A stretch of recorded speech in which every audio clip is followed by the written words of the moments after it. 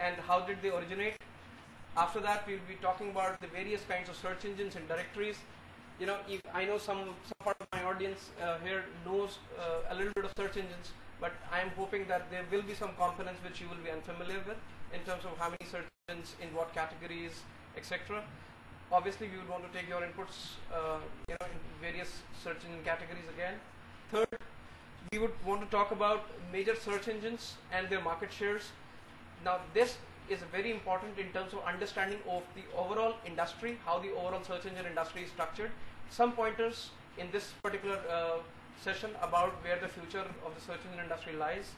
Fourth, who powers whom.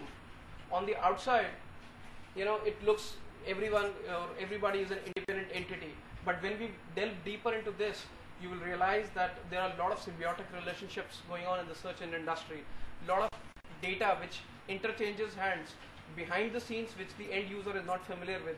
We'll try and explore some of those relationships. After we're done with the overall view of the search engine industry, we'll be talking about briefly today, though not in great detail, about the search engine basics as to what SEO is and how essentially search engine rank pages. Before we talk about how they rank pages, we'll also talk about how search engines themselves are structured, what are the various components of a search engine. Certain features and facets which I would want to take you through in terms of the overall statistics about the online marketing industry. Let's not you know, start with this, but the first thing that I want to start with is this, which is, if some of you at the back end cannot read this, let me read it out for you.